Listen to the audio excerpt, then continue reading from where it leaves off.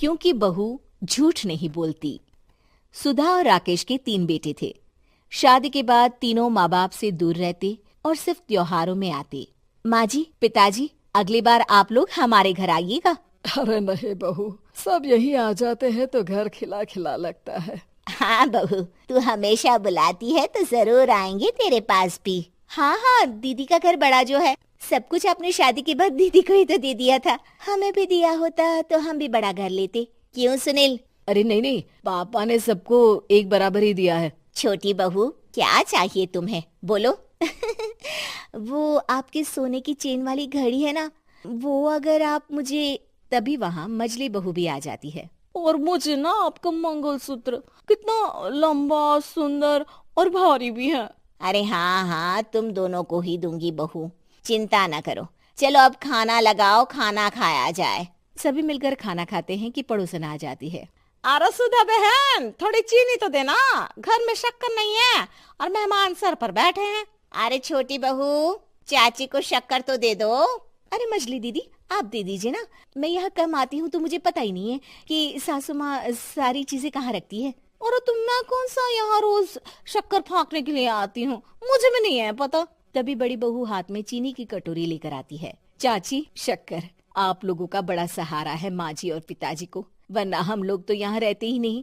आप जैसे पड़ोसी हैं तो हम निश्चिंत है। और जीती रहे बहू, आप तो ये घर पड़ोस कम परिवार ज्यादा लगता है। सुधा अपनी बड़ी बहू को देखकर बहुत खुश रहा करती थी। वो उससे अक्सर घंटों बात भी किया करती, लेकिन दोनों दूसरी बहुओं का भी वो समझती थी कि शायद छोटी है, वक्त आने पर संभल जाएंगी। समय आ जाता है जब सभी को वापस जाना होता है। माँ जी, हम लोगों की फ्लाइट पहले है, हमें इजाजत दे। वो सास के गले लगकर चली जाती है। थोड़ी देर बाद छोटी बहू कहती है, माँ जी, मैं ना ये सोफे के कवर और चादरें ले जा रही हूँ, यहाँ तो ऐसी ही पड़ी रहेंगी। हाँ हाँ बहू, ले जा, और कुछ चाहिए तो बोल। और तो चाहिए बहुत कुछ, पर चलिए कोई बात नहीं, अगली बार ले जाऊंगी मैं। ऐसे ही मंजली बहू भी घर का बहुत सारा सामान ले जाती है। सभी के जाने के बाद सुधा राकेश से कहती है, घर कितना सूना लग रहा है ना। हाँ, और खाली भी। तुम्हारी दोनों बहुएं सब बटोर गई।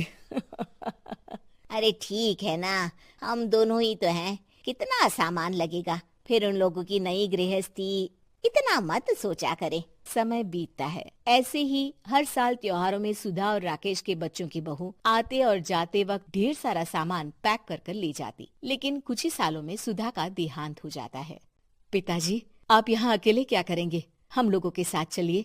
अरे नहीं नहीं बहू, इस घर में सुधा की यादें हैं, मैं उसे नहीं छोड़ सकता हूँ। अब तुम लोगों की माँ नहीं रही।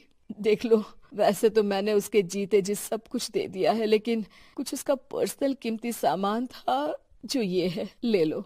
सामान में होती है एक घड़ी और एक मंगलसूत्र। माँ जी ने कहा था कि वो ये घड़ी मुझे देंगी। हाँ हाँ पिताजी, माँ ने सबके सामने ये घड़ी सरिता को देने के लिए कहा था। उठा लो सरिता माँ की घड़ी। अब क्या था, छोटी बहू फट से घड़ी उठा लेती है। और पिताजी, ये मंगलसूत्र तो माँ ने मुझे ही देने को कहा था, याद है ना। वो सभी की ओर इशारा करती है। तू भी ले ले ये हार बेटा, कोई बात नहीं। मंजली फटाक से हार उठा लेती है। ससुर बड़ी बहू की तरफ देखते हैं। तुझे क्या दूं बेटा? पिताजी, माँ ने एक चीज मेरे लिए भी रखी है। सभी के कान खड़े हो जाते हैं कि आखिर सास ने क्या रखा होगा बड़ी के लिए। अरे माँ जी तो दीदी से प्यार भी ज्यादा ही करती थी, हमेशा उनसे बात किया करती। जरूर कोई बड़ी और अपनी प्रिय चीज दी होगी दीदी को। और देख लेते हैं ना, वरना तो हम भी बराबर का बंटवारा करेंगे। हाँ हाँ, कर लेना बंटवारा। लेकिन बड़ी बहू बताओ तो, सुधा ने क्या रखा है तुम्हारे लिए? अभी तो हम लोग यही हैं पापा जी, जब जाने लगेंगे तो बता दूंगी। बड़ी बहू के मुंह से ये बात सुनकर बाकी दो बहुएं सोचने लगती हैं कि आखिर क्या है जो दीदी को सासू माँ देकर गई हैं। दीदी, ऐसा तो नहीं ना कि पूरे घर का आधा हिस्सा माँ बड़ी भाभी को देकर गई हो। तभी वहाँ ससुर आ जाते हैं। नहीं नहीं, ऐसा कुछ नहीं है। मकान तो तुम तीनों का बराबर से है। देखो, बड़ी बहू से तुम्हारी सास ज्यादा जुड़ी थी, न जाने क्यों घंटों बात किया करती थी। पता नहीं क्या देकर गई है उसे। और ससुर जी, आपको क्या पता, चालाकी से पूरे घर के पेपर में साइन करवा लिए हो, या फिर कोई छुपा गहना। आखिर मकान पूरा तो आपने सासू माँ के नाम ही कर रखा था ना। अब घर में ये सस्पेंस बन जाता है कि आखिर बड़ी बहू क्या लेकर जाएगी। फिर वो दिन भी आ जाता है जब बड़ी बहू के जाने का समय हो जाता है। बेटा, परसों तुम चली जाओगी, बताया नहीं, माँ ने तुम्हें क्या दिया? घड़ी और हार जो बेशकीमती था और तुम्हारी सास को सबसे ज्यादा प्रिय था, उसका तो बंटवारा भी हो चुका है। अब तुम्हारी बारी। हाँ पिताजी, आज मैं ये बात बताने ही वाली थी। माँ ने मुझे उससे भी बेशकीमती चीज दी है और वो है आप। आपसे अधिक प्रिय उन्हें कुछ नहीं था। माँ चाहती थी कि आप मेरे साथ रहें। चलिए पिताजी। बेटा, मेरे पास तो कोई पेंशन भी नहीं है और ना ही कोई प्रॉपर्टी। लेकिन आपके पास संस्कार है पिताजी, जो मेरे बच्चे आपसे लेंगे, तो आपको ले जाने पर स्वार्थ ही है मेरा। चलिए ना पापा। सभी के सामने पिताजी बड़ी बहू और बेटे के साथ उनके घर चले जाते हैं।